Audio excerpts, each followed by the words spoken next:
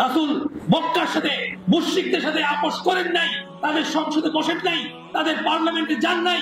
রাসূলুল্লাহ সাল্লাল্লাহু আলাইহি ওয়াসাল্লাম এই দ্বীনকে বিজয় করার জন্য একই সাথে দাওয়াত দিয়েছেন, একই সাথে ওয়া'দুলাহুম মাসতাতা'তুম মিন কুওয়া এর বড় আমল করেছেন। ঠিক সাহাবায়ে কেরাম নির্যাতিত হচ্ছেন, রাসূলকে বলেন ইয়া রাসূলুল্লাহ আর কত নির্যাতিত হব?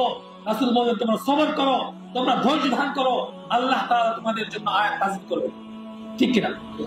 মদিনায় আসলেন, মদিনায় আসার পরে আল্লাহ সুবহানাহু ওয়া তাআলা কিতাবের আয়াত নাযিল করলেন, উযিনা লিল্লাযীনা ইউকাতালুনা বিআন্নাহুম যুলিমু ওয়া ইন্নাল্লাহা আলা নাসরিহিম লাকাদির। আল্লাহ সুবহানাহু ওয়া তাআলা মজলুম মুসলিমদেরকে কিতাবের অনুমতি দিলেন এবং তাদেরকে সাহায্য করার জন্য আল্লাহই যথেষ্ট। রাসূলুল্লাহ সাল্লাল্লাহু আলাইহি ওয়াসাল্লাম এরপরে অগ্রসর হলেন। ঠিক কিনা? কিতাবের প্রস্তুতি নিতে হবে, একই ভাবে তাওহীদের দাওয়াত দিতে হবে। আমাদের কাজ সুস্পষ্ট, কোনো গোপন এজেন্ডা নাই। আমাদের দাওয়াত পরিষ্কার, ইসলামের দাওয়াত, তাওহীদের দাওয়াত, একেবারে বিশুদ্ধ তাওহীদ, যে তাওহীদের সাথে কোন তন্ত্রমন্ত্র, গণতন্ত্র, শিরকি তন্ত্র, কোন স্বৈরতন্ত্র, কোন সমাজতন্ত্র, অন্য কোন মানব রচিত তন্ত্রমন্ত্রের কোন ধরনের সম্পর্ক থাকবে না। একেবারে নির্ভেজাল আল্লাহ এবং তার রাসূলের যে দাওয়াত, সেই দাওয়াতই হচ্ছে আমাদের পথ। এবং এই দাওয়াত দিতে হবে এবং আল্লাহর পথে কিতালের জন্য আমাদেরকে প্রস্তুতি রাখতে হবে।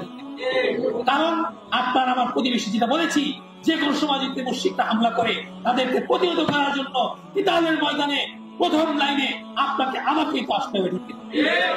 প্রত্যেকটা মুমিনকে তার ফিটনেস রেডি রাখতে হবে, প্রত্যেকটা মুমিনকে তার স্বাস্থ্য রেডি রাখতে হবে। রাসূলুল্লাহ সাল্লাল্লাহু আলাইহি ওয়াসাল্লাম বিশাল বড় পেটের অধিকারী ছিলেন না, রাসূলুল্লাহ সুঠাম দেহের অধিকারী ছিলেন। প্রত্যেকটা মুমিনের দায়িত্ব এবং কর্তব্য হচ্ছে তার শারীরিক ফিটনেসটাকে ঠিক রাখা। ঠিক কিনা?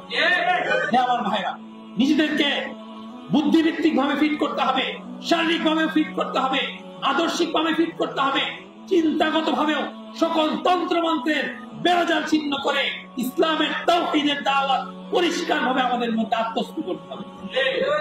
আল্লাহ সুবহানাহু ওয়া তাআলা আপনাদেরকে যে নিয়ামত দিয়েছেন, এত সুন্দর মাদ্রাসা ব্যবস্থা দিয়েছেন, আপনারা এটার কদর করুন।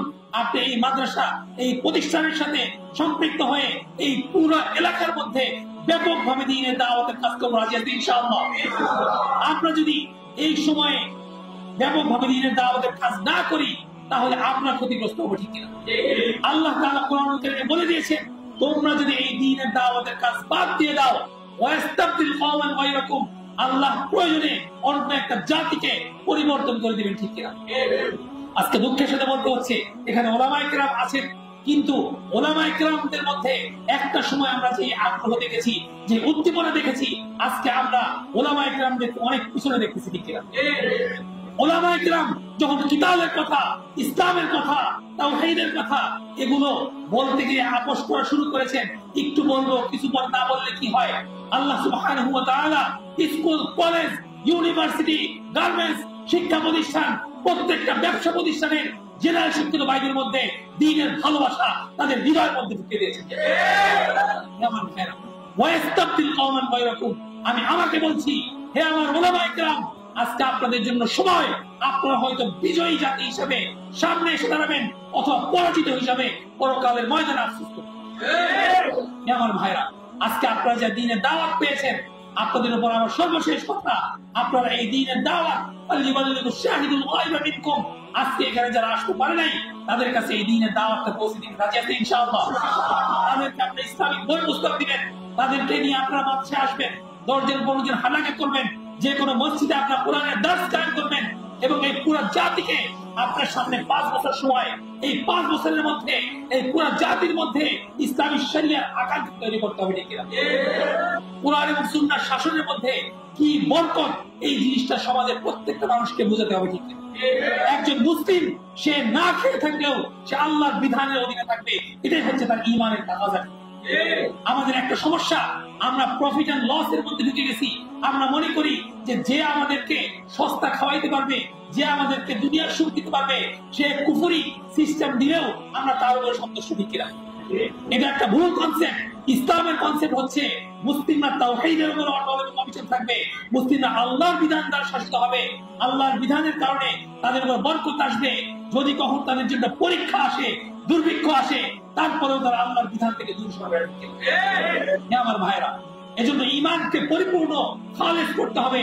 আখলিস দীনাকা ইয়াকফিকাল আমালুল কলিল। তুমি তোমার নিয়তকে খালেস করে নাও, তুমি তোমার মস্তিষ্ককে খালেস করে নাও, বিশুদ্ধ তাওহীদ গ্রহণ করো এবং দ্বীনের দাওয়াত গ্রহণ করো এবং দ্বীনের জন্য প্রস্তুতি নাও। আল্লাহ সুবহানাহু ওয়া তাআলা যেভাবে সালাউদ্দিন আইয়ুবী রাহমাতুল্লাহ আলাইহিকে বিজয় দিয়েছিলেন, যেভাবে মুসলিমদেরকে বিজয় দিয়েছেন, যেভাবে মুহাম্মদ ইবনে কাসিমকে বিজয় দিয়েছেন, যেভাবে সুলতান মুহাম্মদ আল ফাতিহকে বিজয় দিয়েছেন, তেমনি ভাবে আল্লাহ সুবহানাহু ওয়া তাআলা অচিরেই এই ভূমির মধ্যেও মুমিনদেরকে আবার বিজয় দিবেন ইনশাআল্লাহ। আল্লাহ সুবহানাহু ওয়া তাআলা আমাদের সবাইকে সেই দিন বিজয়ের জন্য আমরা যেন প্রথম সারিতে থেকে দ্বীনের জন্য নিজেদের নজরানা পেশ করতে পারি, ব্যাপকভাবে দাওয়াতের কাজ করতে পারি এবং কিয়ামতের ময়দানে এই দুনিয়ার সাফল্য নিয়ে যেন হাসতে হাসতে নবী, সিদ্দিকীন এবং শুহাদা তাদের সাথে যেন আমরা উঠতে পারি, সেই তৌফিক আল্লাহ আমাদেরকে দান করুন।